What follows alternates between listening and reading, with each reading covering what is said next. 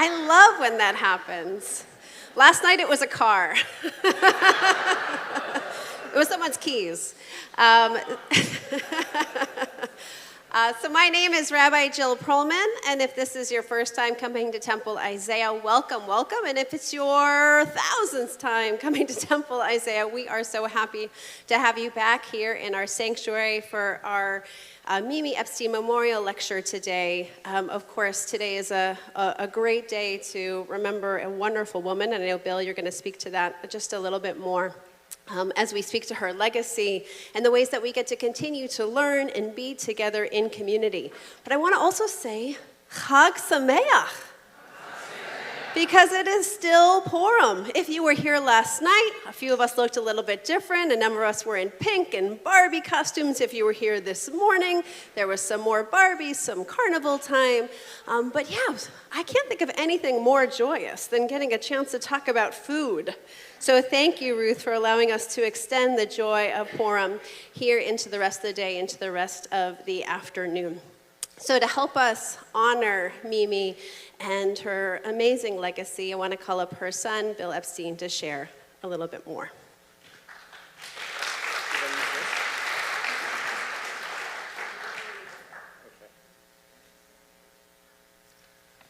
Thank you all for joining us today. It's great to see all of you.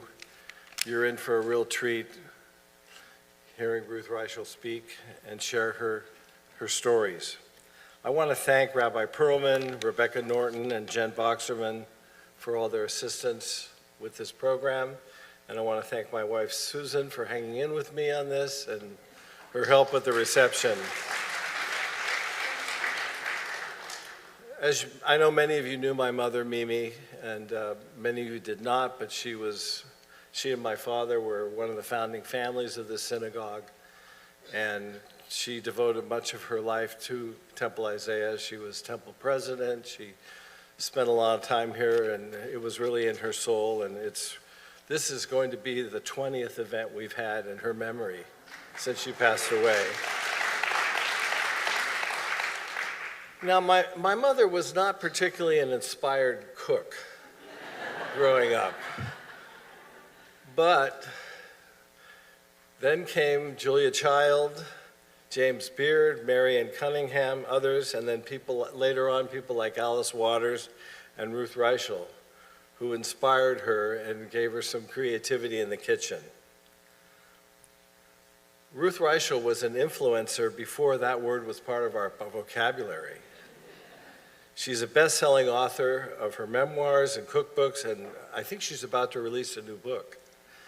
I believe she already has released 10 books. Ruth is an elite restaurant critic. I understand she's famous as the masked critic, and she's a culinary industry legend. Early on, she was a food writer and editor of New West magazine. I'm sure some of you remember that magazine. It was really wonderful. She was the lead food critic for the New York Times, and then she was editor-in-chief of Gourmet magazine and did some wonderful things there. She was also a food critic and the editor of the food section of the LA Times. She's a 6-time James Beard Award winner. She's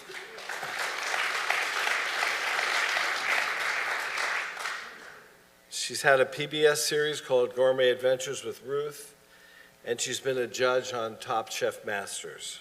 She's a busy lady.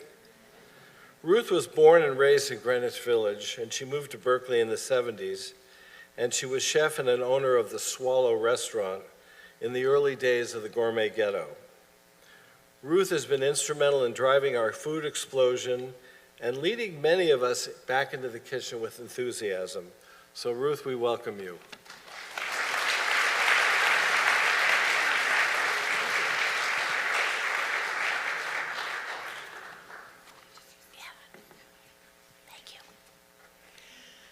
It's so strange for me to be in this part of the world without Mary Ann Cunningham because, my knowledge of this part of the world is pretty much spending a lot of time at Mary Ann's house in Walnut Creek, and I still miss her every day of my life. So also, I just want to say, for some reason, people talk about the Swallow. If any of you ever went there, the idea that I was a chef is a little ludicrous. I mean, it was a restaurant that a bunch of us who loved food, were absolutely not professional, got together and said, you know, what if we opened a restaurant? But it was, for its time, kind of wonderful. Okay, think of it this way. In 1950, you couldn't buy a French knife in California. The kind of store that sold them did not exist. A woman's place was in the kitchen, and men who liked to be there didn't say so. Coffee was sold almost exclusively in cans, pre-ground. It was brewed almost exclusively in percolators. Chinese food was considered exotic, and it was always Cantonese. Italian food was less exotic. It was primarily soft spaghetti with garlic bread on the side. French restaurants served onion soup.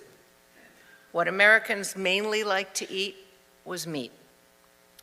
In 1960, things were much the same. A Frenchman, a chef, wrote, "America is one of the most beautiful countries I've seen in my life, but when it comes to cooking, forget it." 10 years later, things had started to change, slowly. Cooks who bought exotic ingredients did it mostly by mail. Cheese stores were rare. Few people had heard of tofu, and only Asians owned woks. There was no place to buy fresh pasta. 90% of the cookbooks that are now being sold in this country had not yet been published. But now something has happened. Suddenly you can't walk down the street without bumping into cheese stores that stock 8 kinds of blue cheese and 10 varieties of chèvre. Coffee, freshly roasted of course, is tenderly brewed in all kinds of contraptions, and the home espresso machine is quite commonplace. Pâté is purchased at the corner store. Not so long ago, few of us were fond of fish. We now eat it raw. Our tastes have changed. Americans have discovered a whole new world of food. If there is one hope on the horizon gastronomically, a great chef said recently, that hope is America. It's true, while the rest of the world succumbs to fast food and preservatives, Americans are fighting back.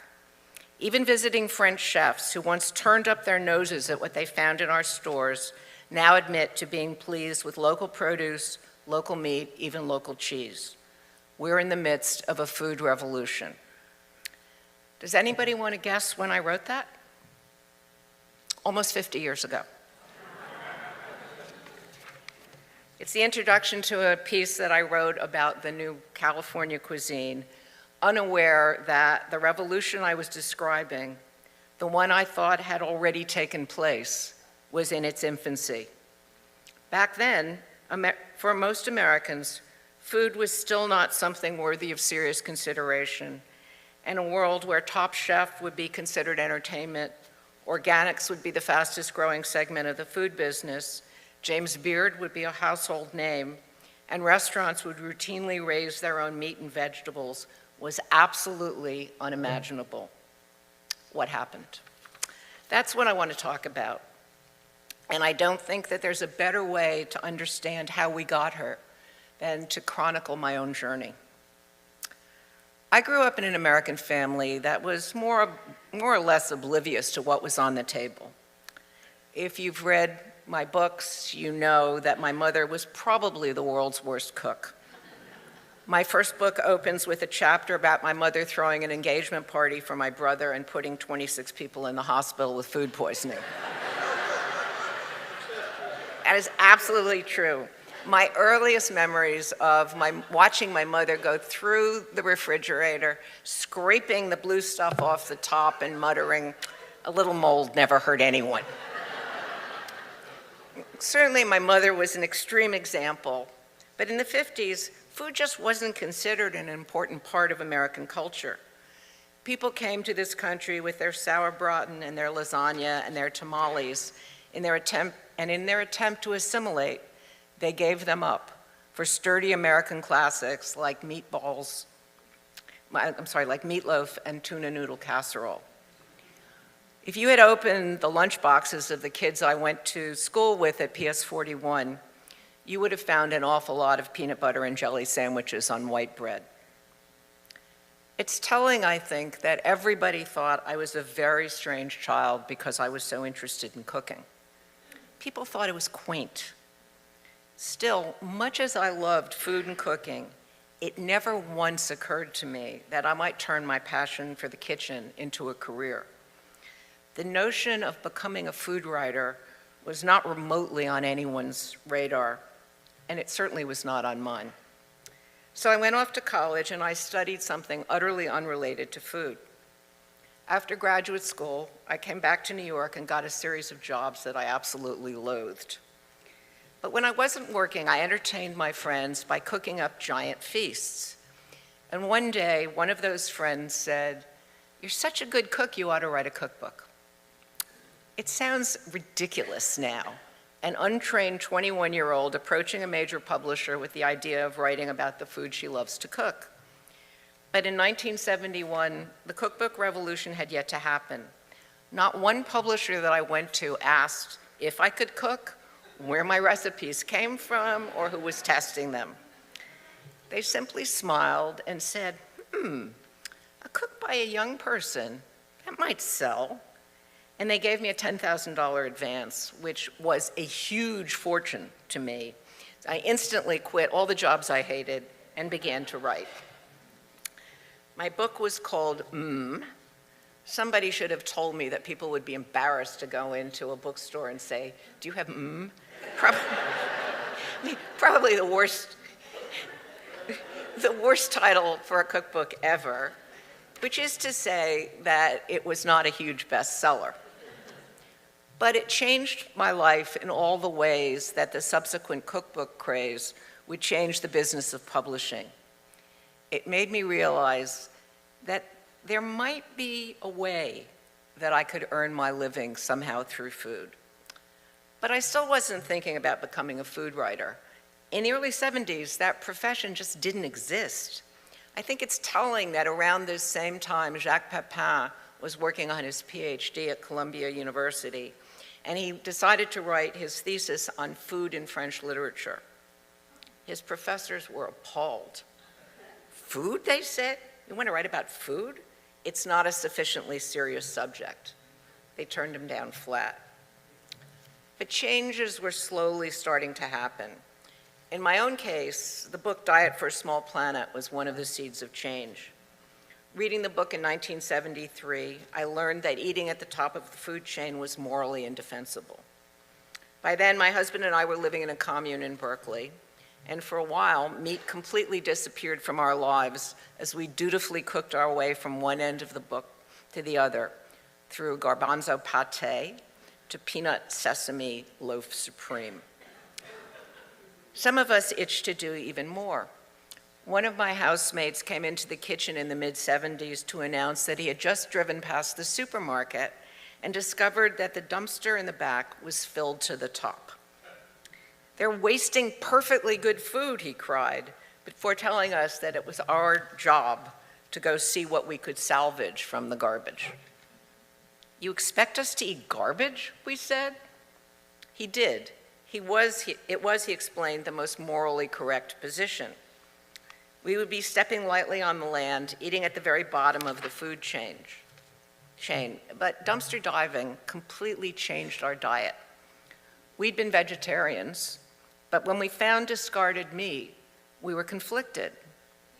We began considering the meaning of waste, asking ourselves if it was worse to eat the meat or let it rot. We had, this is Berkeley in the 70s, and we sat around the kitchen table having these huge arguments about whether the steak that someone had rescued from the garbage, whether we should eat it or not. In the end, we decided that waste was the bigger sin. It would be wrong, we decided, for all those animals to have died in vain. Our vegetarian days were over. Meanwhile, I was working at the Swallow, which was a collective, and all of us did everything. It was a very 70s sort of thing to do, while also contributing articles to a small magazine, New West. One of my editors came into my restaurant a few nights a week for dinner. One night he looked at me, and it was as if a light bulb had gone off over his head, and he said, "You know, you're a much better writer than our restaurant critic, and you can cook. Have you ever thought about reviewing restaurants?" I have to tell you that my first thought was not, I have a new career. My first thought was, free meals. And I can take my friends. So let me set the scene for you. We are living on Channing Way in this big old house, and I go home and tell my roommates that we're all going out to a very fancy dinner. They had chosen a restaurant called Robert that was over in the Marina District, and it was like a fancy new restaurant. And I said, look, none of us have any clothes for this, so we have to go to Value Village and get, good enough clothes to go out to dinner. And so, we go out and we get clothes, and some of them kind of smell a little like mothballs, but it's okay. And we get into my husband's van to make the drive from Berkeley to San Francisco. Doug's van, Doug is an artist, and he had turned his van into a camera obscura. He'd painted all the walls white, he'd put a board behind the driver's, the two seats in the front with a keyhole in it, and put mattresses on the floor. And when you lay down in the back of the van, the entire landscape was projected upside down on the walls of the van, which we thought was much cooler than having windows. So we drive into San Francisco, and, of course we can't give it to a valet because it's a piece of art, it's not a vehicle. And we get out of the van kind of like clowns coming out of a clown car. And we go in to eat dinner in this restaurant. In my many years as a restaurant critic, I learned that the last thing you want is for people to tell you their opinions of the food. And I learned later to say, this is my job, not your job. Just enjoy your meal and forget what we're here to do. But I didn't know that. This is my first rodeo. So they all desperately want me to have this job because they're all imagining we're going to get to go out and eat fancy restaurants for free. And none of us, we couldn't afford to go to restaurants. So they're trying to be helpful. And my artist husband is noticing, the art on the walls, the color of the napkins and the tablecloths. And one of my other roommates was a bartender, and he's paying attention to what the bartender is doing. And another one of my roommates also worked at the restaurant with me, and she's sitting there going, yes, I can taste some rosemary in here, and she's identifying every ingredient. And as we are sitting there, I have this vision that we have been sent by a rival restaurateur to find problems with this restaurant. And I see us as a gang. And I go home, and in a blaze of inspiration, I write this little short story that I call Cops and Robert. And it starts with the names have all been changed to protect the innocents. And it goes through, and it's like dialogue, and I look at this in the morning, and I think, this is pretty brilliant. It's like, it's a great new way to write a short story. And I drive into San Francisco. Of course, you can never park in San Francisco, so I throw this onto my editor's desk, run back into my car, and halfway back across the Bay Bridge, I suddenly realize what an idiot I've been, that I have turned in. They've given me a chance to try out for this job, and what I have turned in is not a restaurant review, but a short story, and a kind of dopey short story with food running through it. And of course, this is before iPhones, and I get off the bridge and I go to the first phone that I see and I throw all my money into it and I call, the editor was John Carroll, and I call John and say, John, do not read that piece. I've brought you the wrong one. I'm going home to get the right one. I'll be right back. How I thought I was going to write another piece and get it back. And John, who has a wicked sense of humor, leaves this long silence, and then he says, it's too late. And I'm just beating myself up. I mean, I'm saying, none of my friends are ever going to talk to me again. I've just lost this dream job. And then John says, this is great. I mean, remember, this is new journalism. This is like, the mid-'70s. This is a restaurant review for the '70s. American food is growing and changing, and the writing about it should change too. You've got the job, just stretch the form. So for the next 6 years at New West Magazine, I probably wrote the weirdest restaurant reviews ever written. I wrote things that were set on Mars, I wrote science fiction, I wrote love stories, I wrote pieces set in the 17th century. I wrote some in diary form and some as imaginary letters. I had a really wonderful time.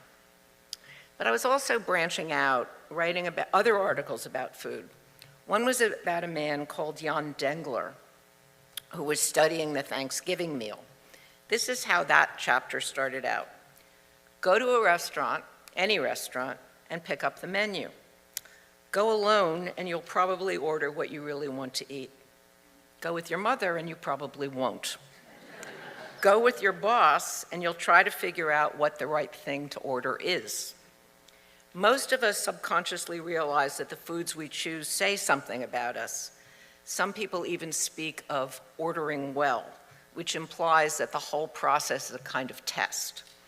But few people think about food choice once the menu has been removed, and very few even consider the question outside of restaurants. Very few, that is, except for Jan Dengler, who thinks about nothing else.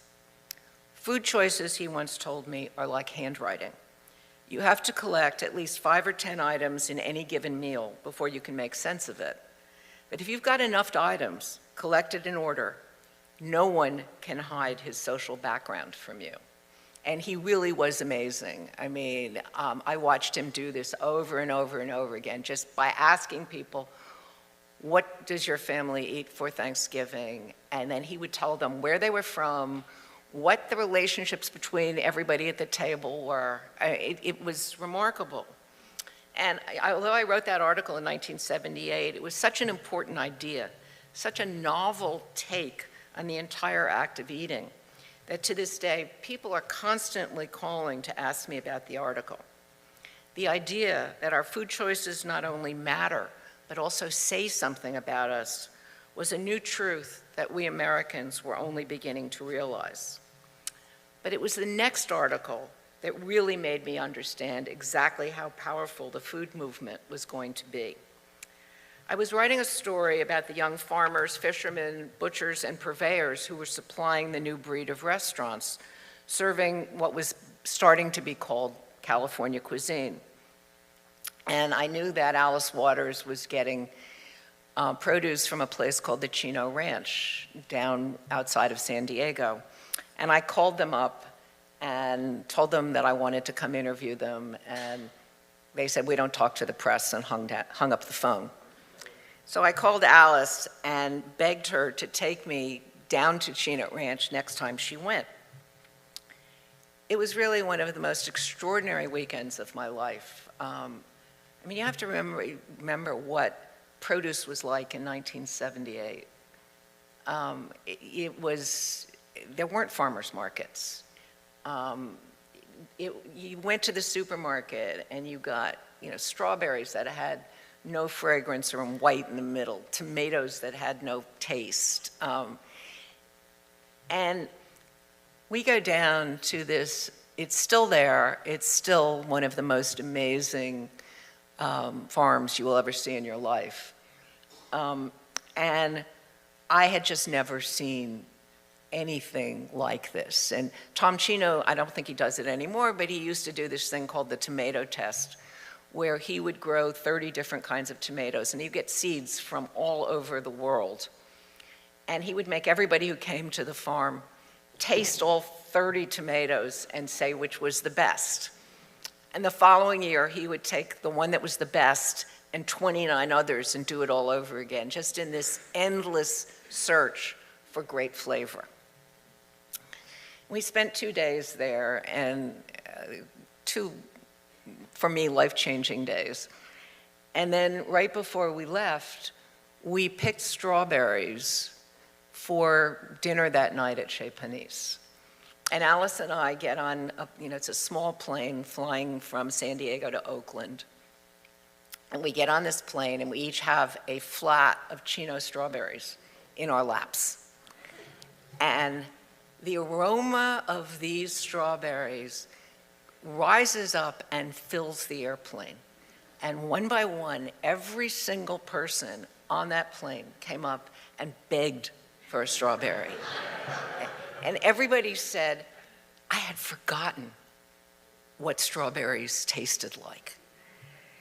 And I knew then that things were going to change. I knew that we had the ability to grow great food in this country, and that people who went to restaurants like Chez Panisse were going to rediscover flavor. And this is actually what started the National Farmers Market movement. I mean, places like Chez Panisse, where people were reintroduced to the flavors of their childhood.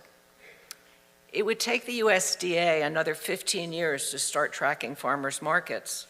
But in 1994, when they finally did, they counted 1,755 farmers markets in this country. Today, there are more than 9,000. It's a huge change. And it was only the beginning. The year after Alice took me to the Chino Ranch, she also took me north to a restaurant called the New Boonville Hotel. I had never seen anything like it. I mean, this was a visionary dream where the Rollinses were growing their own vegetables, curing their own bacon, making their own cheese. They raised rabbits and ducks and chickens. They had a 3-acre garden. They baked their own bread, made their own jam, vinegar, got honey from their own hives. The first flavor I had there was, I still remember how revolutionary it was to me, because it was a BLT sandwich, but it was on bread that they had baked, mayonnaise they had made themselves, tomatoes that were still warm from the garden, lettuce, and bacon that their neighbors had cured. The whole point, they told me, is to raise the best possible food and serve it so it has the taste of the earth. It's a simple idea, and it takes a lot of patience. It doesn't pay to be too ahead of your time. Although Blue Hill at Stone Barns, which is now widely considered one of the best restaurants in the world, is based on exactly the same vision. They have two things. One, they had a lot of money behind them, which the Rollinses didn't have. And two, they were in a time, many years later, when people appreciated that vision. But back in the 80s, the new Boonville Hotel seemed weird and strange, and despite their hard work, the Rollinses ended up losing everything and sneaking away in the middle of the night to evade their creditors. They actually went on to open a restaurant outside of Ashland, Oregon, which thrived until the rogue fire swept through in 2020. But still ahead of their time, the Rollins restaurant was completely organic long before people were really thinking about organics.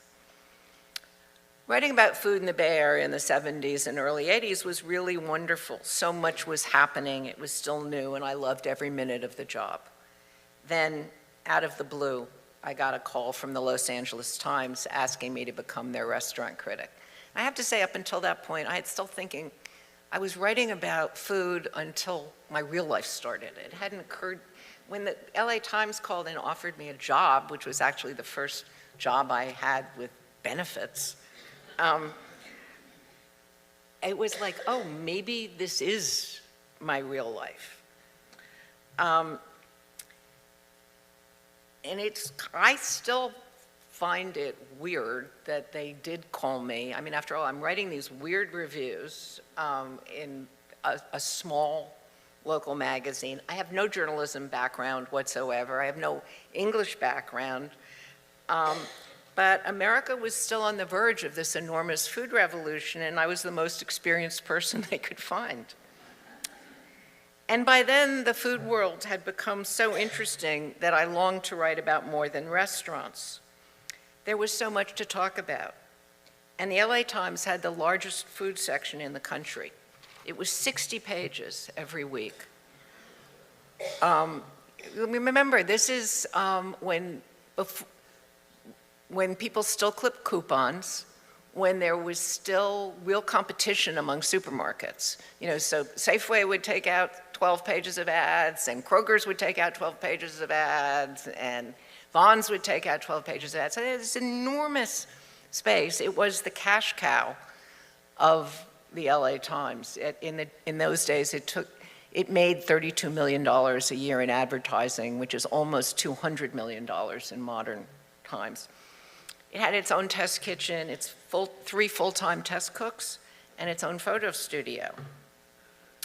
At the time, the editor was producing a classic woman's section, which was filled with pleasant recipes and helpful hints on how to recycle your old nylons into pot scrubbers. It was a section that could just as easily have been in Iowa as in California, and I felt strongly that it should reflect our community. I did not work for the food section, I was working for the culture section, but I kept going to the editors and saying that they should be thinking about food in new ways. And they got tired of listening to me, and when that editor finally retired, they said, okay, you've been yakking about what a great food section we could do. Go do it, it's yours. The first week that I was there, I threw out the lead article my predecessor had prepared, which was on the novel uses of Coca-Cola in cooking, and sent a reporter to interview Angelo Pellegrini up in Seattle. Does anybody know who Angelo Pellegrini is? He was a pioneer. He wrote a book called The Unprejudiced Palate, which was published in 1948. It could have been written yesterday. He was an Italian immigrant who became a professor of Shakespeare at the University of Washington. And he raised his own food. He thought having a lawn was a ridiculous waste of space. He pulled out all the lawns. He thought everybody else should do that too. He made his own vinegar. He made his own wine. He made his own olive oil. And he kept proselytizing about what American food might be. And I had been a longtime fan of his, and I knew that he was very old and probably not going to be around that much longer. And I put a beautiful picture of Angelo sitting in his garden on the cover of the food section. My editor came into my office, and he held up the paper, and there was the word food at the top, and then there's this picture of Angelo. And he pointed to the word food, and then he pointed to Angelo, and he said, "This is not that."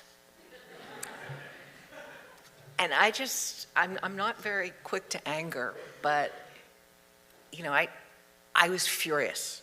And I said, okay, then, fire me, because I have no intention of filling this section up with nothing but recipes. Food is far too important a subject. But Ruth, he said, your readers are just women looking for a little help with their daily cooking. Well, that made me even madder. My readers are not just women, I shouted at him, or they shouldn't be. And they should not just be looking for a few little recipes. Food is a serious subject. I want to cover politics and agriculture and sociology. And I'm not going to be happy with this section until everyone in Los Angeles, men and women, consider it essential reading. He shook his head and backed out of my office. But he didn't fire me, and in the weeks that followed, my staff and I filled the food section with serious reviews of ethnic restaurants and reports from the fields. Tony Tipton Martin, who was, I think, the only black person writing about food for American newspapers, had, under my predecessor, been writing about nutrition. And I went to her and said, "You're wasted writing about nutrition. What would you really like to write about?" And she said she would like to write about how people lived on food stamps. And she ended up writing this amazing article about a woman who got $200 a month to feed 7 children. She had no refrigerator, no telephone, and no car. And the stories sent shockwaves through the city. I mean, people didn't realize how difficult living on food stamps could be. And donations came pouring in. We had to set up a 501c3 for her. Bette Midler demanded anonymity and bought the woman a phone and paid for it for a year. Another reporter mapped the Vietnamese neighborhood, going in and out of every store, collecting recipes for the ingredients she found there. I sent someone to Washington to start covering the government decisions that affected the food supply. 6 months later, my editor came in, rather sheepishly, to say that he'd been to a party the night before, and a Supreme Court justice had told him that, to his surprise, the food section had become his favorite part of the paper. The editor started taking what we were doing seriously, and a few months after that, he came in with a letter from a reader that said, "I love the article this week on the Cambodian woman and how she cooks. And I might never cook those recipes myself, but articles like that help me understand my neighbors better." And that, of course, is the point. When we learn about people's food and their food ways, we really learn so much more. We learn about them. When we find out how and when people sit down to dinner, who does the cooking and who does the dishes, we gain important insights into their lives. And so when I went to the New York Times in 1993, I didn't start writing about Japanese noodle shops and Chinese dim sum parlors and little Mexican taco places just because I love the food. I do love the food, but there were bigger reasons why I made those choices. Although a wide swath of New York restaurant goers was horrified when I gave 3 stars to what was called a little Japanese noodle joint, I was trying to make a point. And actually, my predecessor at the New York Times was so horrified when I gave 3 stars to the restaurant I probably still think is one of the best restaurants I've ever reviewed, a place called Hanmura on a soba shop. He tried to get me fired. I mean, he started a campaign saying I was destroying the reputation of the Los Angeles Times. But when people say that French food is better than Chinese food, they're talking behind taste. There's meaning hidden underneath each dish. Why do politicians go around munching on pizza, knishes, and egg rolls when they're on the campaign trail? We all understand the subtext. With each bite, they're trying to tell us how much they like Italians, Jews, and Chinese people. There's no better place to start learning about another culture than at the table. I'm certainly not the first to think of this. The American food revolution has been an entirely self-conscious movement that started with the simple notion that politics are personal, and if you want to affect change, you should start with something you can control, the food on your table. It was a movement that was started by women in their kitchens, but it grew into a major economic force. Before long, this little movement had turned restaurants into a form of entertainment and made chefs into celebrities. It created land trusts and fostered green markets, saving family farms and allowing millions of Americans to start buying their food directly from farmers. It changed publishing with the exponential growth in cookbooks. And it altered domestic architecture. Entire industries sprang up to furnish the newly important kitchen. And the kitchen I grew up in a New York City apartment, was hidden away. It was behind a door. Today, houses are built around the kitchen. It's a huge change. And things are still changing. I don't think I can describe these changes better than by telling you that in 2006, I was asked to speak to the National Conference of Editorial Writers.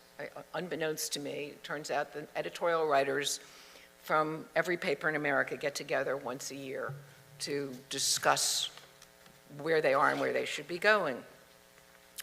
And the gist of my speech was that they were not spending enough time talking to their readers about food. The thing is that they were shocked. In 2006, the editorial writers that I was speaking to didn't know about confinement animal facilities or dairies where cows were bred with udders so large they were unable to stand up on their own. They didn't know that 80% of all the antibiotics used in America are fed to perfectly healthy animals. They didn't know that we had fished 90% of the large fish out of the oceans, or about the pesticides that were destroying the water table and creating dead zones in the ocean. I ended up this speech by saying, but unlike so much in the world that we are powerless to change, this is something that we can actually make an impact upon. Your readers can change this. All they have to do is change the way they shop. And I believe that it is up to us, to you and me, to make sure that our readers are aware of the power that they have. The editorial writers sat there literally stunned by what I had been telling them. They just hadn't known, and it galvanized them. In the months that followed, I got so many requests for this speech that I printed up a copy. And the thing that's so hopeful is that I couldn't give that speech today. It's not that the problems no longer exist. They certainly do, but they aren't hidden anymore. These issues now show up in the papers every day. 20 years ago, I was begging the editorial writers to stop ignoring food issues. Now food issues are on the front page news across the country. That's an amazing change. It hasn't been easy, and nobody knows this better than I do. When I took over Gourmet magazine in 1999, the pressure to write pleasant little articles that offended nobody was incredibly strong. Let me give you two examples of stories that kept me up at night. Stories that I thought were important, but I also thought would probably get me fired. One was a story about trans fats, about how I had a reporter who found the recently retired person at Procter & Gamble who had been hired for 30 years. He had gone to every scientific conference where people who were working on trans fats were speaking and heckled them. Their job was to make sure that nobody found out how bad trans fats were. My publisher saw this story and said, Procter & Gamble is one of Condé Nast's biggest advertisers. What are you going to do when they come to Condé Nast and say, we're going to pull their ads from every publication? And I was scared, but I pretended to be cooler than I actually felt. And I said, they wouldn't do that. They won't want to make that much noise, because if I get fired, I will make a lot of noise about it, and what they're going to hope is that the story just goes away, which was exactly what happened. But you know what? The story eventually did get out, and the public decided they didn't want trans fats in their food. I mean, trans fats are really bad. And people didn't go to the government and demand that trans fats be outlawed. They did something much more effective. They just stopped buying them. And it just pleases me so much every time I see a label that says no trans fats. Another story that gave me nightmares was one about Thomas Keller. Early in his career, he decided that if he was going to serve meat, he needed to kill it himself. He asked his purveyor to bring him live rabbits, and alone in the back of his restaurant, he struggled to grab the first one. They fought him off, but he finally managed to grab one by the leg. Rabbits scream, he recalled later, and this one screamed really loud. The rabbit tried to struggle away, and as Keller gripped harder, the leg snapped in his hand. It was a horrible experience. It humbled him. That night, as he stood at the stove, he was determined that these were going to be the best rabbits ever cooked. that people who had never appreciated rabbit were going to be seduced into eating every bite. The lesson for him in this brutal bloodbath he had produced was to respect all food and avoid its waste. Back there, behind the restaurant, he had learned that food is life itself. At the magazine, we agonized over whether to include that scene in the article. But the point seemed so important that I knew I had to include it, even as I had nightmares about the avalanche of cancel my subscription letters we were going to get. I knew writers would read in to say, I don't come to Gourmet for that. Well, we didn't get an avalanche of letters about that, just as later on, when I published David Foster Wallace's Consider the Lobster, and that time I really was convinced that that was the end of my career. I mean, he ended up writing a bioethics piece about the morality of eating live creatures. And I thought, people are going to cancel their subscriptions in droves, but it was an extraordinary piece of writing, is an extraordinary piece of writing. If you haven't read it, I urge you to do it. And I, at that point, had a publisher who was very much behind me and said, you should publish it. But I was still really nervous about it. And it was a real lesson to me because it was actually my son who ended up saying to me, Mom, you're underestimating your readers. And what I learned was I had underestimated the readers. 2 people canceled their subscriptions.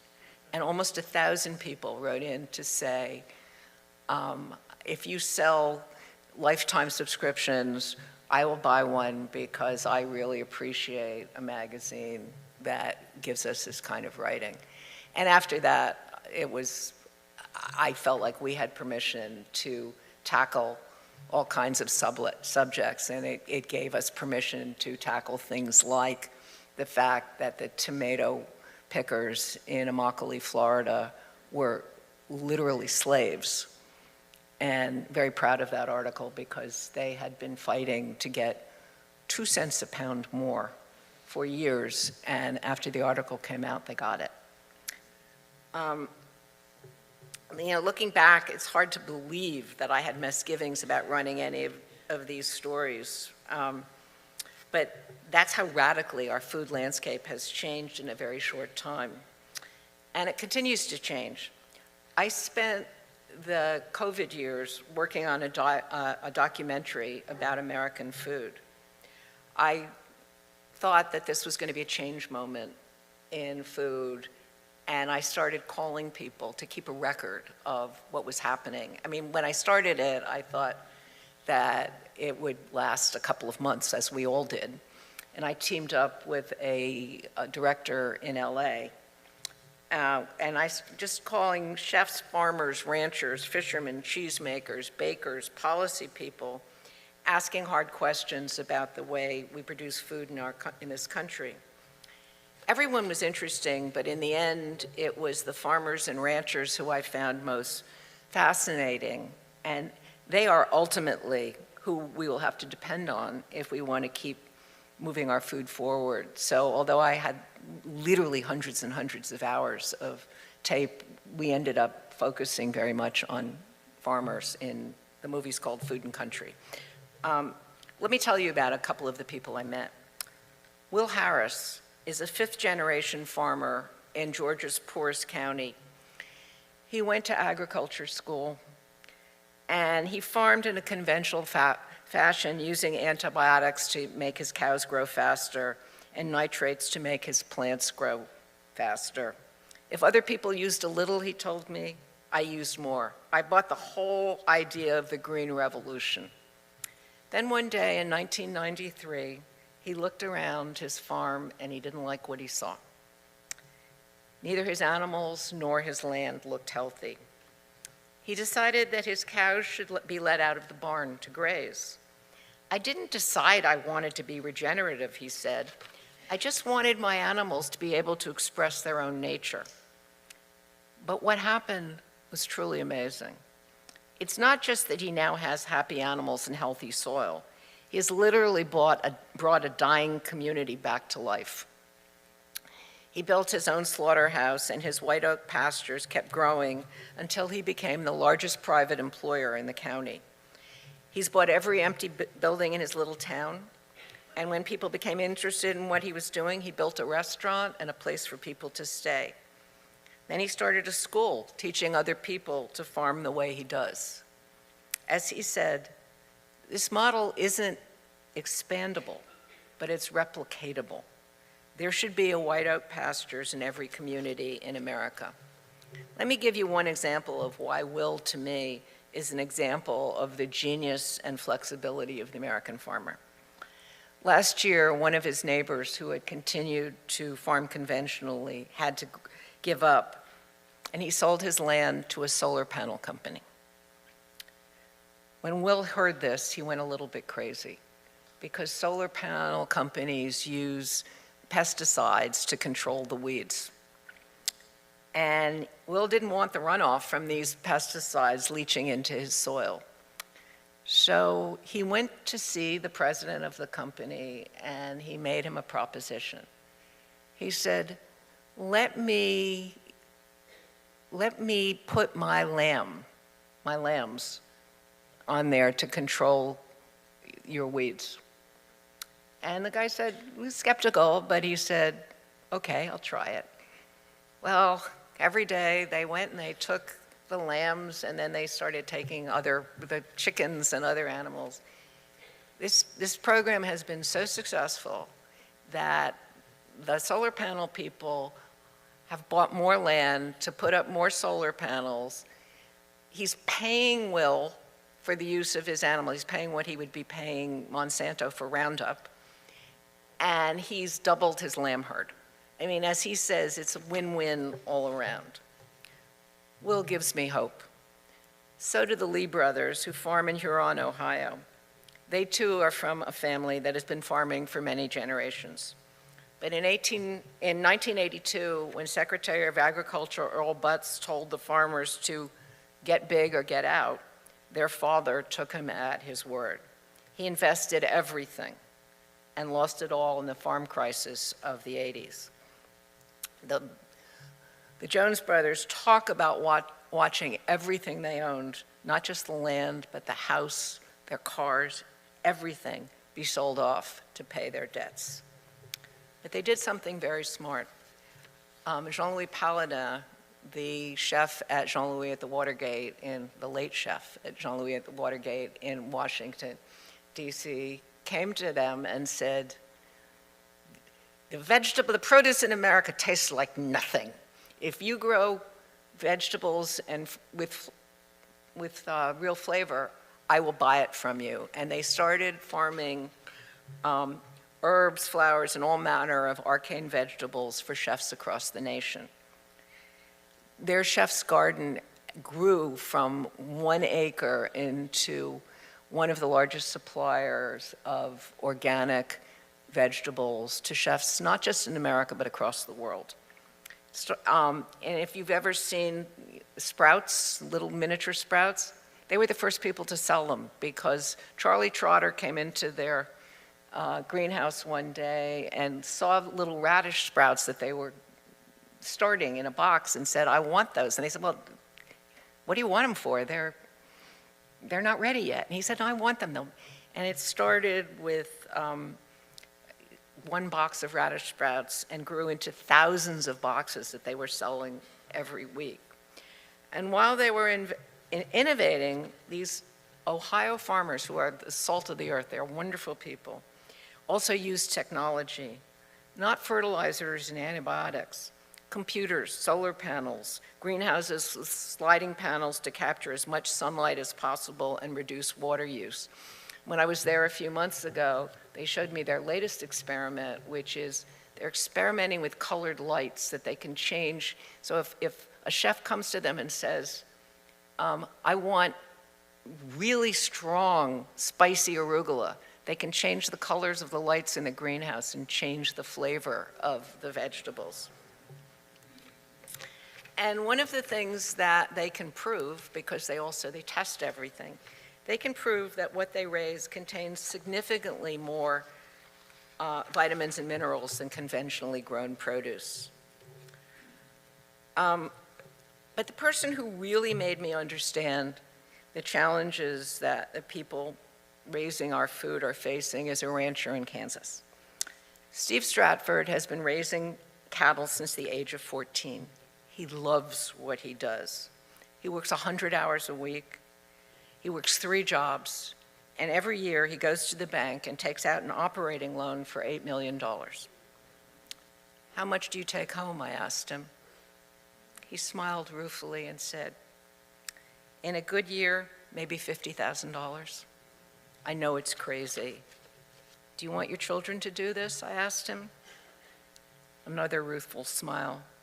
I love the life. I hope they will too, and I hope they'll change it. What I learned from doing this film is that farming, which has the highest suicide rate of any profession in this country, is really hard, and we give them no help. The government gives them no help.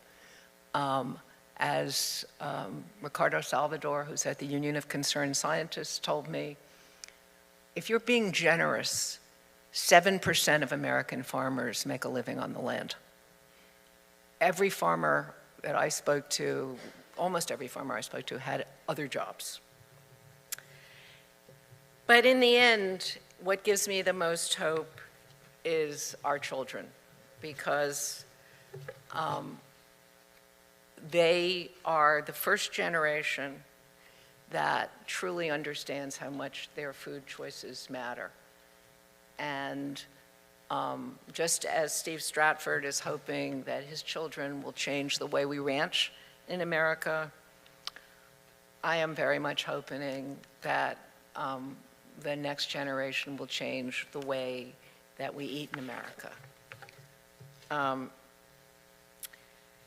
The biggest change is, for most of human history, most people have spent the bulk of their time finding, growing, cooking, and storing enough food to stay alive. In 1919, the average American had to work 158 minutes to buy a 3-pound chicken. Today, it takes 15 minutes. Put another way, as recently as 100 years ago, the average American spent half his income on food.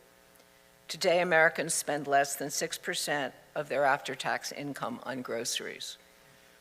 But what that has meant when the American government decided that we were going to have the cheapest, most abundant food in the world has been devastating to the land, the population. I could go on for hours about what this cheap food has wrought. And I am very hopeful that this generation is going to change this.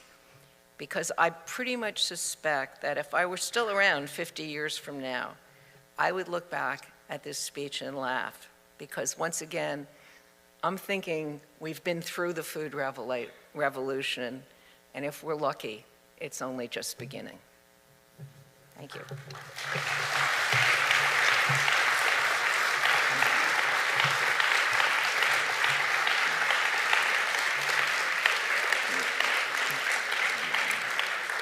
Thank you. Thank you so much, Ruth. We're going to take a few minutes now for some questions, and of course for Ruth to have the opportunity to answer them. Sarah Langbein is going to be on this side. I'll be on this side. If you have a question, please raise your hand. I want to thank you for what started out to be amusing and turned out to be one of the most informative talks that I think I've ever heard. My question has to do with buying organic. And how reliable is it when, I know the farmer's market is a separate category, but when you go into the supermarket, even Whole Foods, and it says these blueberries are organic and these aren't, how much can we depend on that? You can't. Okay, could you expound on that? I mean, what has happened with organic, well, there are two things. I mean, Will Harris at White Oak Pastures will tell you that there's a lot of greenwashing that gets done at Whole Foods. I mean, he says that he started out selling his meat to Whole Foods. He hasn't done it in a long time, and he sees stuff that is labeled from his farm that he knows isn't. But beyond that, I mean, what's happened with organics is as it has become increasingly lucrative, you have increasingly what Michael Pollan has labeled industrial organic. And, you know, it's kind of like free-range chickens. I mean, free-range chickens means that there's a door open if the chickens want to go outside, not that they do.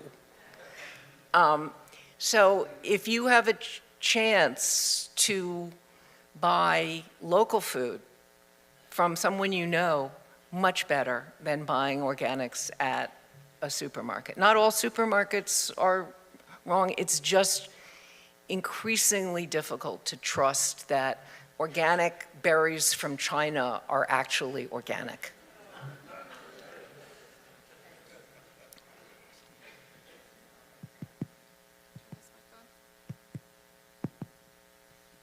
Thank you very much for your remarks. You made a statement that farmers get little or no help from the government. Could you expand on what you mean, please? Yes, I certainly can. Let me tell you one story. So during COVID, the government spent $50 billion bailing out farmers. One of the best things they had was something called the Farm to Family Box, which was a way for them to buy produce directly from farmers and give it to the people who were distributing it to people who needed it. I remember when the Joneses told me how happy they were that this was happening, that they weren't going to have to fire a lot of people. And I saw the boxes that went out in the first round. They were beautiful, you know, wonderful leafy greens. And I mean, it was just, I thought, oh, I want one of those boxes. And then they planted up for the next round. Before the next round happened, the government suddenly decided that everybody was going to have to put it out to bid again. And so Bob Jones said to me, I'm not sleeping until I get those contracts. And I called him the day the contracts came in, and I said, you got the contract, right?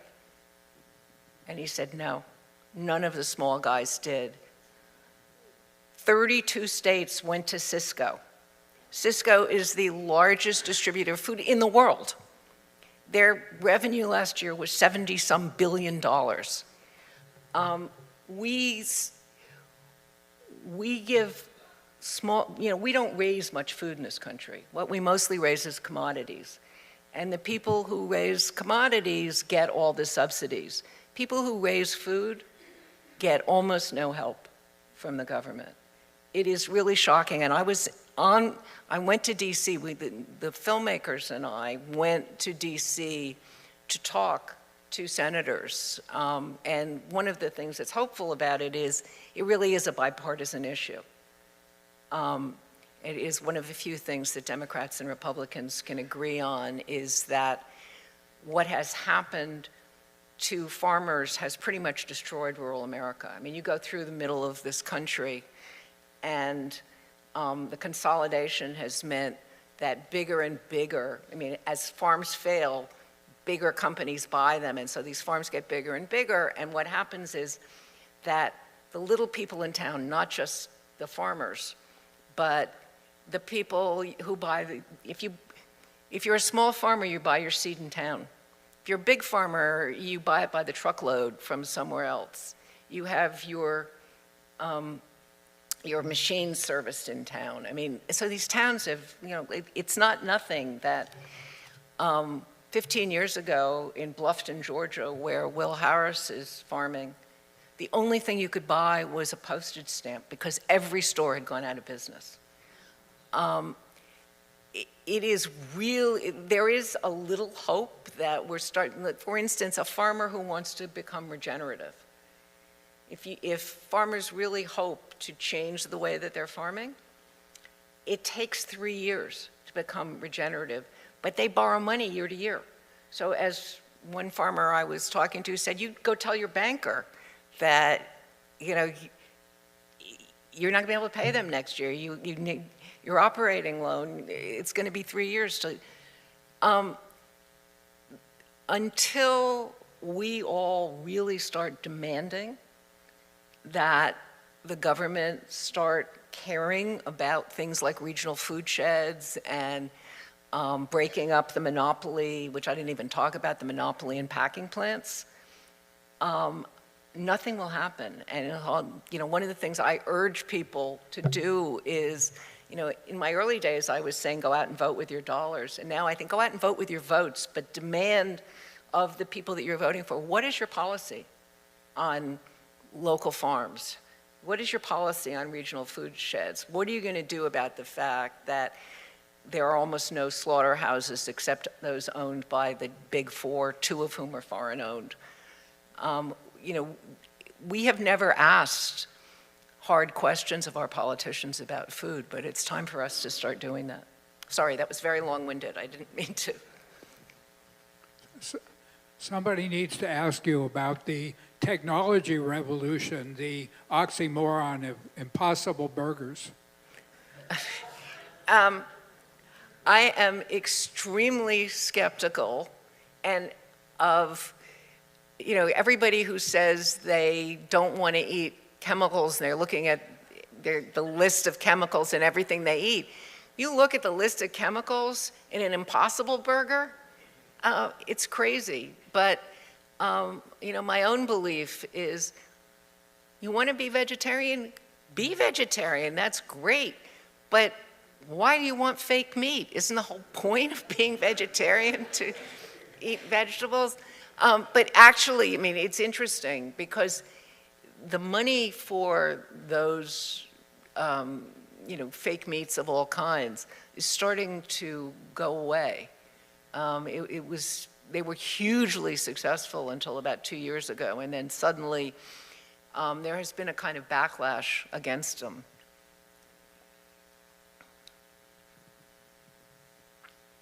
I was wondering if you've done any research in third world countries.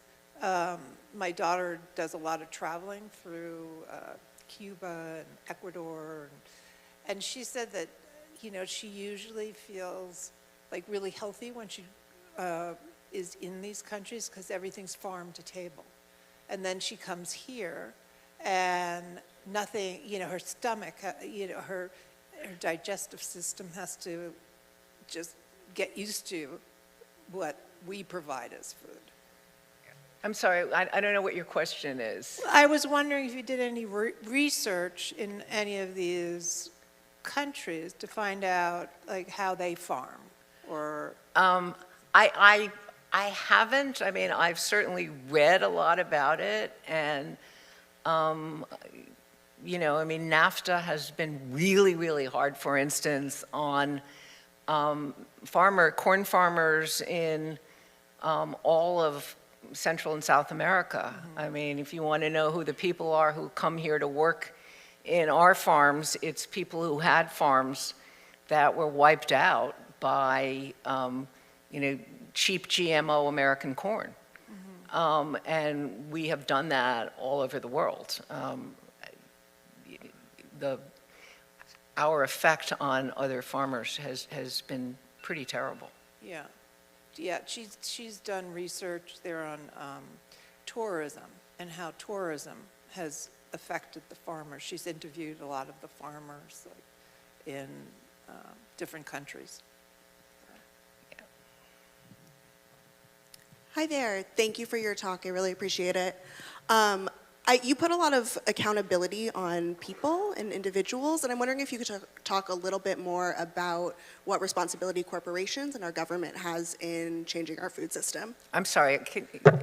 Sure. You put a lot of accountability on people and individuals in changing our food system, and I wonder if you could speak a little bit more to the role that corporations and the government has in changing our food system. Oh.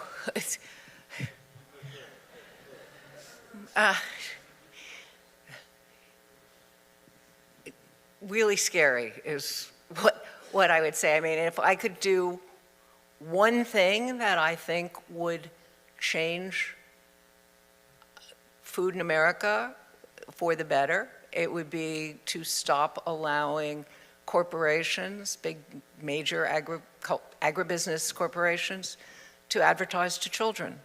I mean, you have, children who are bombarded from the age of about 6 months with messaging about eating this corporate food that is enormously profitable, and we all know that eating is learned behavior, right? We learn to eat probably by the age of 2. And they are not being protected in any way. They are huge lobbying organizations. What American food corporations have to answer for is enormous, enormous. I mean, we have an obesity crisis.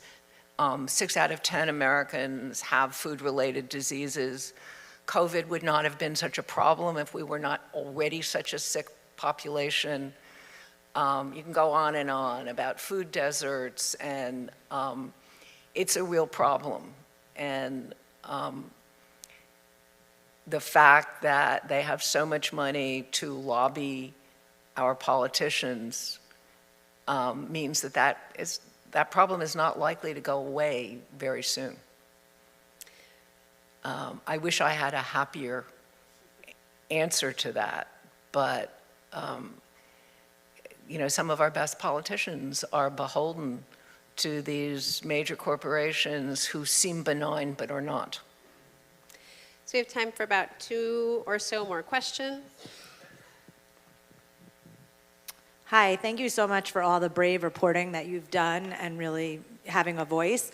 I'm wondering if there was ever a story that you actually didn't publish because of either pressure or your own self, like that you got close to doing but didn't.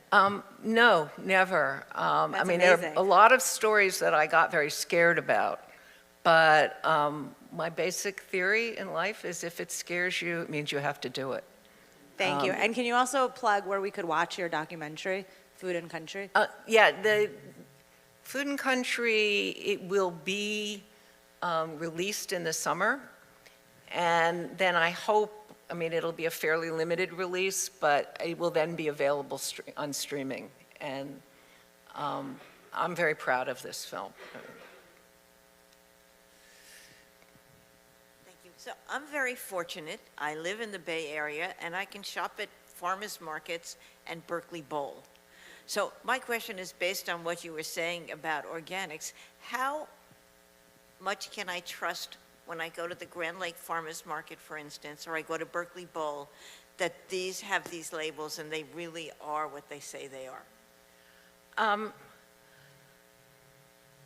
That's a question I can't answer because I don't live here. I can tell you that where I live in the Berkshires, the farmers markets are they're run by people who care deeply about that. Where we live, you can only sell the things that you grow yourself. If you can't hire other people to come and sell your stuff. It has to be yours. And yes, absolutely. Obviously, I can't at Berkeley Bowl, but I can at my farmers market. My instinct would be to trust Berkeley Bowl. I've loved that place since it was actually in a bowling alley. But I think it very much depends, store to store. I have to say one of the other things that really, I don't know if it happens here, but in both New York and Massachusetts, the farmers markets have programs where if people are using food stamps, it doubles. And they raise money privately to do it so that this very expensive food is available to people who need it.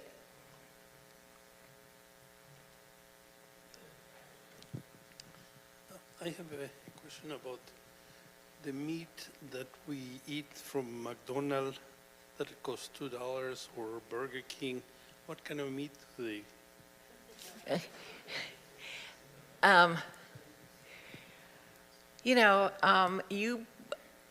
If you can buy meat that is not conventionally raised, you are much better off because, as I said, 80% of all the antibiotics in the United States are fed to perfectly healthy animals. It's just because it makes them grow faster. And that meat, those antibiotics give you antibiotic resistance. And another reason why I really worry about the next pandemic, which there will be another pandemic, is when antibiotics stop working because we're ingesting them in all this industrial meat that we're eating.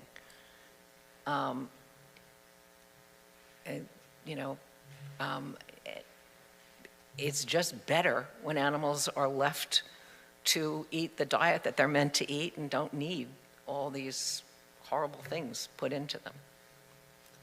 All right, we have one more, or two more. You're going first, and then you can. Do you eat farmed fish? I think it's almost impossible not to eat farmed fish if you eat fish. There aren't many wild fish left. Yes, I eat farmed fish, but I ask where it's from. I mean, there are fish farms and fish farms.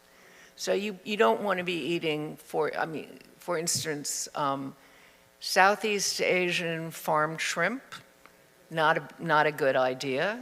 A lot of the farmed salmon is, a lot of fish farms are no better than confinement animal facilities. And we did article after article after article about that at Gourmet. But there are good fish farms too. There are all kinds of things happening with people who are trying to create decent, sustainable fish farms. But it's very much an ongoing. Do you?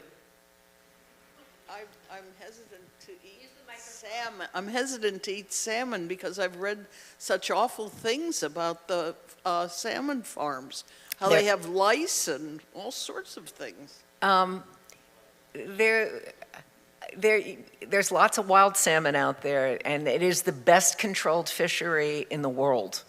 I mean, it is. I was in Alaska, I spent a week with salmon fishermen out there, and it's really impressive. They have a certain take, they close it, they're monitoring it. The minute they've taken enough, it closes down. They're beautiful fish, so if you like salmon, eat wild salmon. On a lighter note, of all the restaurants you've reviewed, is there one meal that's most memorable for you? Thank you. We will end on a nice note. And yes, I will tell you the meal that changed my life, and it will probably surprise you. It was 1970. I was on my honeymoon, and we were staying with a professor who was living in Crete. And one day he said, we're going to take a walk. And we walked up this mountain, and we got to this little stone hut. And there were some benches outside, and there was this old lady, and she had some onions, and she sliced onions into some olive oil that she had pressed herself from her own olives. And then she went across the field and she started picking herbs and put the herbs in there. And she had some bread that she had baked herself and some wine that her neighbor had made. And she said, please enjoy this. I'm going fishing. And she went down the mountain and she came back with a fish, and she grilled the fish over olive cuttings. And for dessert, we had yogurt from her own sheep and berries from the field. And I was 22 years old. I had never tasted food that was so much of its place and of its moment. And I thought, well, I could go back to New York and I could make this exact same meal, but it wouldn't be the same. And that was when I learned the notion of, local, seasonal, that it really matters. And I've never looked back.